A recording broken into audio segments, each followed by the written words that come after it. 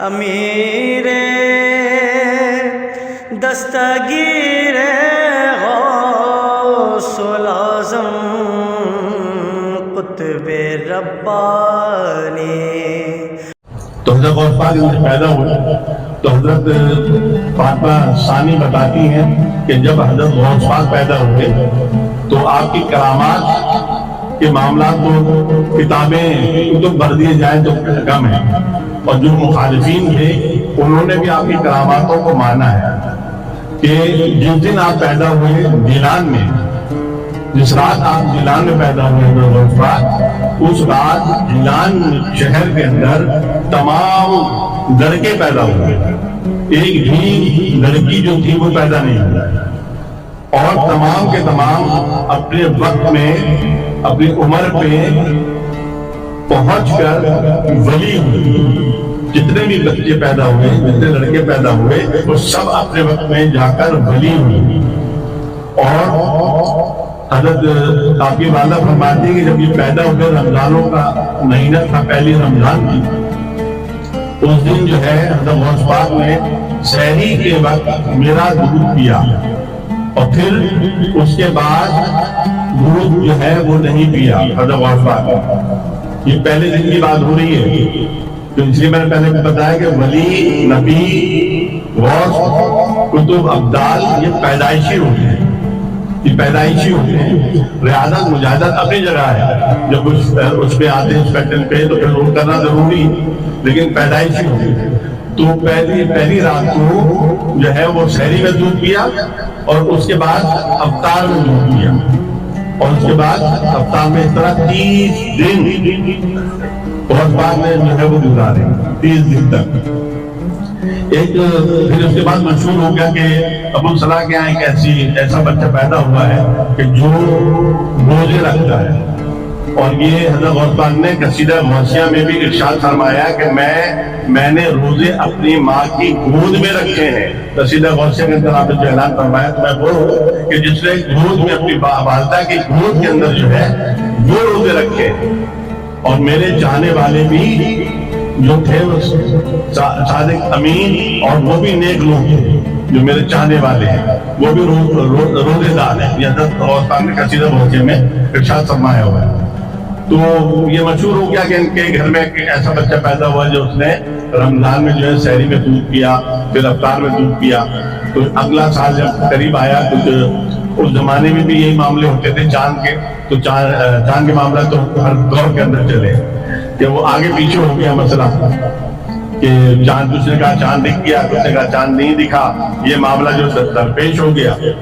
تو کچھ خواتین جو تھیں وہ آپ کی والدہ کے پاس آئیں اور پوچھا کہ آپ کے صاحبزادے مطلب نے دودھ پیا ہے نہیں پیا؟ تو اس پہ انہوں نے کہا کہ میرے صاحبزادے نے جو ہے وہ شہر میں دودھ تناول فرمایا تھا، اور اس کے بعد اب تک نہیں پیا۔ تو اس حساب سے مجھے لگتا ہے کہ رمضان ہے۔ تو بعد میں جب وقت گزرا، عید بقرعید آ گئی، تو پتہ چلا کہ وہ چاند جو تھا وہ غلط دکھایا گیا تھا، اور جو دن حضرت غوث پاک نے مطلب دودھ پیا تھا وہ روزے کا رمضان کا دن۔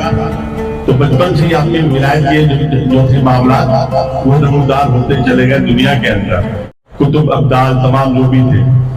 اور جب آپ نے تعلیم تربیت اپنی والدہ والد سے حاصل کی، اس کے بعد جب آپ 16 سال کی عمر ہوئی، سب سے پہلا جو توبہ کی گئی ہے وہ آپ کے ہاتھ پر 16 سال کی عمر میں کی گئی کہ 16 سال کی عمر میں آپ نے اپنی والدہ ماجدہ سے فرمایا کہ میں علم حاصل کرنے کے لیے بغداد جانا چاہتا ہوں۔ تو پھر والدہ نے ان کو بھیجا، اور بھیجنے کے بعد کہا کہ انہوں نے پوچھا کہ میرے کو نصیحت کریں۔ تو والدہ نے نصیحت کی کہ بیٹا کبھی بھی چاہے یہ تمہاری جان جو ہے یہ بھی چلی جائے، جھوٹ جو ہے وہ نہیں بولنا، سچ کا ساتھ دینا، سچ پہ قائم رہنا، اور جھوٹ کبھی بھی جو ہے وہ نہیں بولنا۔ والدہ نے نصیحت ان کو کی اور رخصت کیا۔ جب رخصت کیا تو 40 دینار جو تھے وہ آپ کے امام شریف میں انہوں نے سی دیے کہ جب ضرورت پڑے تمہیں بغداد کے اندر، تو یہ اپنے امامے میں سے یہ درہم 40 دینار نکال لینا اور اس کا جو ہے خرچہ وہ کرتے رہنا۔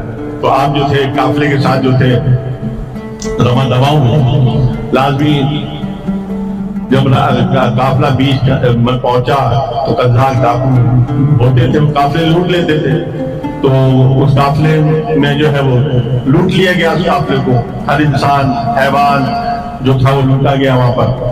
تو حضرت غوث پاک بھی جو تھے ان کو بھی ڈاکوؤں نے پکڑ لیا اور پوچھا کہ بھائی تمہارے پاس کیا ہے؟ تو آپ نے کہا میرے پاس 40 دینار۔ تلاشی لی ان کی، جب تلاشی لی تو کوئی دینار نہیں نکلا۔ تو انہوں نے کہا کہ یہ کیسی بات کر رہا ہوں؟ تو وہ ڈاکوؤں کا سردار جو تھا اس کے پاس لے گئے، کہا کہ یہ جو لڑکا ہے اس سے ہم نے پوچھا کہ اس کے پاس کیا ہے، تو اس نے کہا میرے پاس 40 دینار ہے۔ ہم نے اس کی تلاشی لی کپڑوں میں، ادھر تمام، کہیں پر بھی نہیں ہے، مذاق کر رہا ہے ہمارے ساتھ۔ تو جو تھا وہ ڈاکوؤں کا سردار جو تھا وہ غضبناک ہوا کہ تمہیں پتہ نہیں کہ ہمارے ساتھ تم مذاق کرو، 40 دینار تم کہہ رہے ہو تمہارے پاس ہے نہیں۔ انہوں نے کہا کہ نہیں، میرے پاس 40 دینار ہے اور میرے امامے میں سلے ہوئے، امامے میں سلے ہوئے۔ جب امامہ اتارا گیا اس کو کھولا گیا تو اس میں 40 دینار تھے۔ تو وہ جو ڈاکو کا سردار تھا وہ خاموش ہو بیٹھ گیا۔ اس نے پوچھا کہ تمہیں اگر تم ہمیں بتاتے بھی نہیں تو پتہ بھی نہیں چلتا، اور یہ تم لے جا سکتے تھے دینار؟ تو آپ نے فرمایا، جب انہوں نے پوچھا کہ تمہارے پاس کیا ہے، جو میرے پاس تھا میں نے بتا دیا، میرے پاس 40 دینار ہے، اب جو تمہارے ہاتھ میں۔ تو اس نے کہا کہ کس وجہ سے تم نے بولا ہے؟ تو آپ نے ارشاد فرمایا کہ میری والدہ نے جب مجھے رخصت کیا تھا تو یہ حکم دیا تھا، یہ نصیحت کی تھی کہ کبھی بھی جھوٹ نہیں بولنا، چاہے جان بھی چلی جائے تمہاری، جو ہے جھوٹ نہیں بولنا۔ تو میں نے ان کی بات رکھی۔ تو ڈاکو کا سردار جو تھا وہ خاموش ہو گیا، بیٹھ گیا، کچھ دیر کے لیے سوچنے لگا کہ میں اللہ کی وحدانیت، اللہ کے رسول کو بھولا ہوا، مسلمان ڈاکو تھے وہ، کہ میں ان کو بھولا ہوں، اور ایک یہ نوجوان لڑکا ہے جس نے اپنی والدہ کی بھی جو بات ہے اس کو جو ہے مانا ہے۔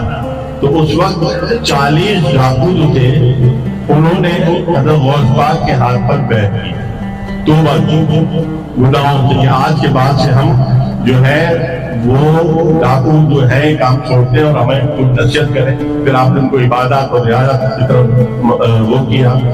حضرت غوث پاک نے اپنے کتاب میں لکھا ہے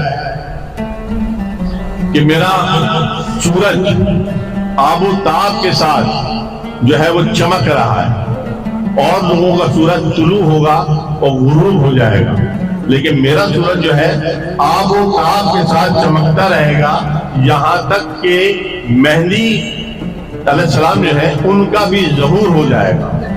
تو میرے سورج کو جو ہے وہ گرن نہیں لگے گا یا وہ غروب نہیں ہوگا، وہ اپنی جگہ آب و تاب کے ساتھ جو ہے وہ چمکتا رہے گا۔